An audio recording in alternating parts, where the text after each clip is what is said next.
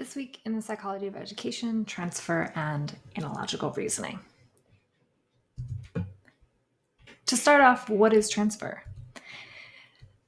The National Academy of Sciences for the reading this week talk about transfer as the ability to extend what has been learned from one context into a new context.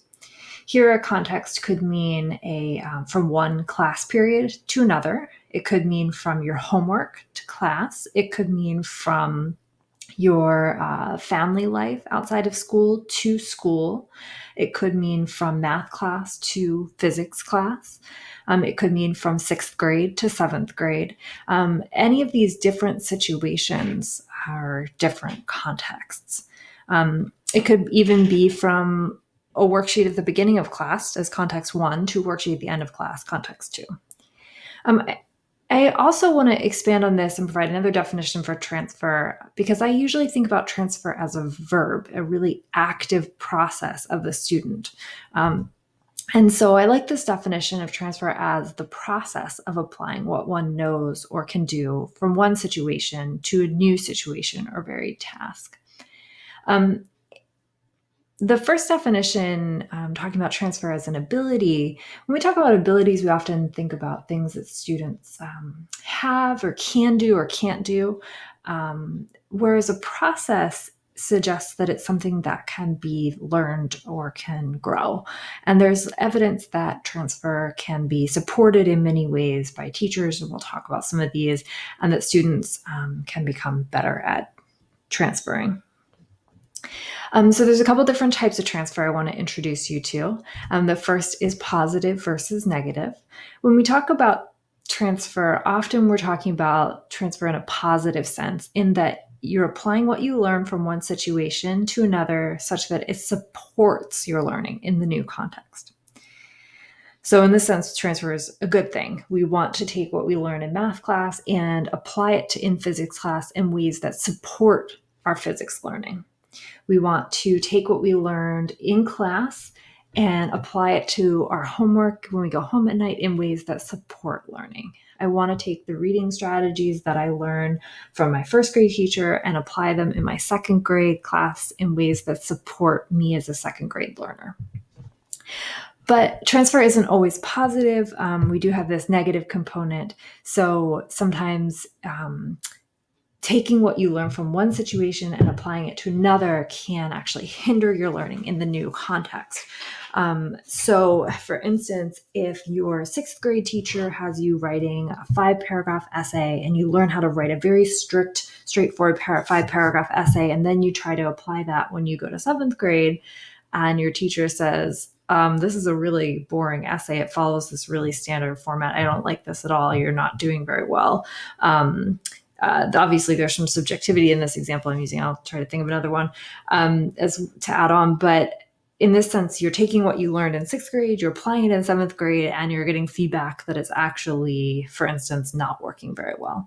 And we might think about this, for instance, let's say you are doing expository writing or basically nonfiction writing in 6th grade, and then in 7th grade, you're doing creative writing. So maybe what you've learned about the 5-paragraph essay and sort of this expository nonfiction writing is not helping you when you try to apply it to your fiction writing. And so you may have times where you've felt this happen, where you try to do something in the way that you've learned to do it in the past, or that you felt like something was really similar, so you try to apply a strategy. For instance, maybe this strategy of creating flashcards works really well for your physics class or your chemistry class or your math class, but then you try to apply that to another subject such as your gender studies class, and you're finding that you're struggling with that and it's not really working. Okay, so there's positive and negative transfer, and usually when I'm thinking about positive transfer, I think about it as happening along a spectrum. So when we think about the context, think about how different context 1, where you learned the thing, is from context 2, where you're trying to apply or transfer the thing. That thing being a reading comprehension strategy, knowledge of a mathematical procedure. information. It could be factual information that you've learned in one history class that you're applying to another one. And so near transfer, the two contexts are similar. They may have a similar type of problem. So it may be you're applying from one addition problem to another addition problem. You've learned, for instance, to carry the ones place. Maybe you learned a reading comprehension strategy to say, look up words that you don't know in the dictionary, and then you are reading another book that's really similar, and that strategy works for you there as well. Near transfer is usually taking place within the same domain. You can think about domain as subject area or discipline. And then on the other side of the spectrum, and I really do think about this as a spectrum from near to far, is when the context you learn something and the context you're trying to transfer it to are really different. And the National Academy of Sciences talks about a really famous problem called Dunker's radiation problem, where students are taught first about this general and his army trying to invade and overtake, I guess, like a castle that the enemy has. And then they learn about that problem. And then later they're asked about a surgeon trying to solve a cancer-related problem. So take a look at that. That's an example I often use in terms of far transfer. The problems may look really different. So this could be that you're transferring what you learned in your math class to your physics class. These are different domains. They're not maybe the farthest apart domains, but they are different. And you may be looking at really different types of problems across those. This may also be that you learn some reading strategies or writing strategies when you're looking at fiction, and you are able to apply these in ways that work for nonfiction writing or nonfiction reading, etc. Okay. So there are ways that teachers can support transfer, and the readings for this week go into some of these. There's also a lot of reasons why transfer tends to be really hard for students. This is something that people often say transfer is one of the main goals of education. You can decide whether you agree with that sentiment. But what we find is that it is difficult to do. So even though we value transfer, we want students to learn things in schools that they can apply in real life, it's actually really difficult to teach in ways that get students to do that, where they don't just think, I'm learning this thing just for this class so that I can do well in this particular subject area, and I don't actually need it later on. So what can we do? So one, prior knowledge is a really strong predictor of whether students transfer. So making sure students have relevant background knowledge, and then helping students to actually activate their knowledge. So a student may have knowledge about something, but not think that it's relevant. So supporting students in activating that knowledge, and also generally prompting students to try to transfer. So saying things like, well, do you know anything that that you could use that we learned before? Or what did we learn last week? And could we use that to help us solve this new problem? So essentially making sure students have the knowledge and are engaged in using their prior knowledge. Transfer is most successful when we think about the sort of underlying abstract principles. So helping students to abstract those general principles and not just the surface features. So for instance, if we think about learning a writing strategy, if we are only working on, for instance, essays that look really similar, and we're kind of maybe doing some analysis of those, students may not see the sort of general principles of how things are written. They may focus more on surface level features, such as the wording of sentences, whereas maybe as the teacher, you really want them to transfer the general idea of, like, there's an introductory sentence and there's some arguments that are laid out across several paragraphs, and there's some conclusion, and the conclusion functions to bring these ideas together. You may want that as the abstract principle that students take away from reading, but if a student does a close reading, maybe they are taking away things about vocabulary, for instance. So helping students to get at what the general abstract principles are. And so this can be really true in as well in subject areas like math or science. Math, for instance, if you are using really similar types of problems. There's a pretty well-known study of physics where the teacher gave the example of always doing physics problems where they were imagining how long it would take a ball to, say, drop off a roof. And then on the test that the teacher asked how long it would take a bucket to hit the bottom of a well if the rope was cut from the bucket. And students said, well, but we've only done ball off the roof problems. We haven't done buckets and well problems. And so the student there was focusing on the surface features rather than having abstracted this general principle of the formula that the teacher had hoped that they would figure out. Note that transfer can be hard, so providing sufficient time, motivation, encouragement, intrinsically rewarding activities for students to work on that are going to engage them in transfer can be helpful. And going along with this abstracting general principles idea, providing multiple cases and contexts is important. So if I'm teaching about fractions and I'm only using examples related to circular things or pieces of pie, students may come to associate fractions with, though those are pie problems or those are about dividing circles or up into wholes, whereas actually fractions aren't just about sort of a visual partitioning of a circular object like pie or even a square object. It's a more complicated way of thinking about the relationships between values. And so if students think, oh, fractions solve pie problems or food-related problems, then they may not apply them to other types of situations. Okay, now a sort of brief foray into analogical reasoning, because this is actually really similar to transfer. And you can think about analogical reasoning as kind of the cognitive capacity, the cognitive strategy for engaging in transfer, or you can think about transfer as that we transfer because we see an analogy between different things. So to give you a few examples, so analogical reasoning is about making comparisons about the structural similarities between a source and a target. For this example, the source should be something students already know. For instance, maybe they already learned about the solar system, and what you want to teach them is about atoms.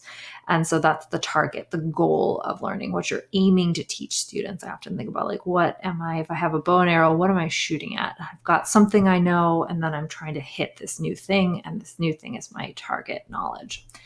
So analogical reasoning is one type of thinking process we can use to transfer knowledge from one context, situation, or domain or discipline to another.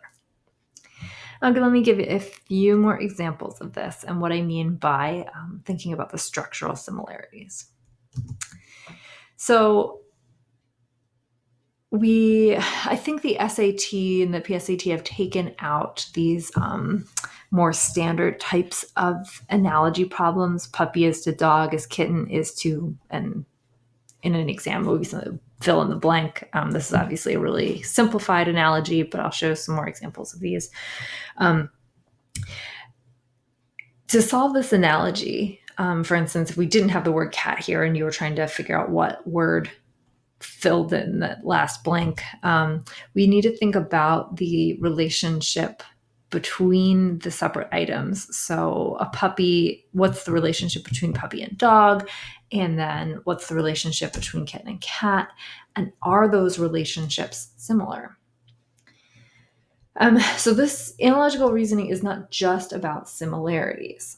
So it's actually the relations among relations that's important. It's at the core of analogical reasoning.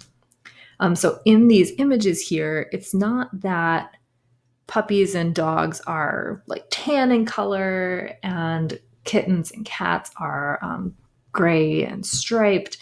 It's that a puppy grows up into a dog in the same way that a kitten grows up into a cat, or a puppy is a like youth version of a dog and a kitten's a youth version of a cat. And it's not the surface looking similarities, although dogs and puppies look more similar to each other than kittens and cats often. But we're really thinking about the core sort of abstract principles that support these similarities and relations. And so to give a few examples here, so the atom and the solar system, the analogy here is that the electrons orbit the nucleus of an atom in the same way that the planets orbit the sun.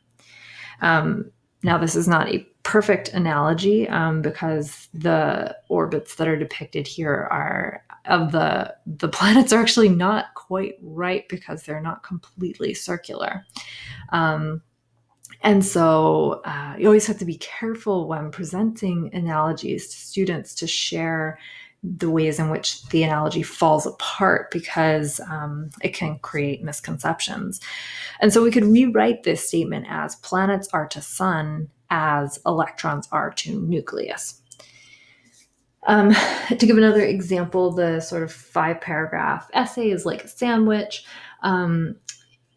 Writing an essay is like making a sandwich. Just like you have bread on the top and the bottom of the sandwich, you have an introductory and conclusion paragraph on the top and the bottom of your essay. And just like making a sandwich has many possible fillings inside, so too does your essay have many possible detail paragraphs in the middle. And this actually, there's a couple different similarities that we can think about here. So the bread of a sandwich is similar to the intro and a conclusion paragraphs of an essay. The fillings of a sandwich are like the detail paragraphs of an essay. So there may be multiple ways in which this sort of structure, there's structural similarities across items. And so if I want to support analogical reasoning and think about this, I'm going to give a few examples. One thing that's important is to use a familiar source. Are students familiar with sandwiches? This may be appropriate for some students, but not others. It tends to work best as in teaching if students are already familiar, or if you can quickly build up some familiarity with the source. So then in this case, remember the target is what you want students to learn, like an atom, but they already know about the source, the solar system. If students don't know about the solar system, then that is not going to be a helpful analogy. Presenting the source visually to students. So if you're working on this 5-paragraph essay is like a sandwich, presenting a visual. So similar to, here's a worksheet that I've included below. You might want to also, if you're doing the atom is like a solar system, instead of asking students just to rely on their memory of the solar system, maybe having a visual pulled up in class. Keeping that source visible is helpful. Using spatial cues to highlight alignment. So we can see that here in this example of the essay, where they've used spatial clues. So they've got this introduction and they actually are tying it right in. They actually even are like essentially for each of the different components here are connecting it directly to the source and the target. So here the source is the hamburger, the target is this paragraph that students are working on. Okay. Oops. All right. You can also use gestures. So it's a little bit harder for me to demo that here. But for instance, I'm using my mouse. I could highlight that the bun here and here is like the intro and the conclusion to your paragraph. And you could do this also with the other examples. And asking students to use imagery and visualization. And I see Yeah. So another way of thinking about gesture would be like, for instance, that the sun is similar to the nucleus, and the revolution of the planets is similar to the revolution of the electrons. And so I could gesture, meaning gesturing usually with my hands. Here I'm gesturing with my mouse to show some relation. Also using this last one, using imagery visualization. If I'm asking students to think about an atom, maybe I want them to close their eyes and I want them to imagine the solar system and to think about that first. So if I'm not presenting the source visually, maybe I want them to use some imagery or visualization to think about the source and the target. So I encourage you as you're going throughout the week, and feel free to share examples of analogies that you have that have been helpful for your learning, some that may be less helpful, or ways that you find yourself transferring information in your learning.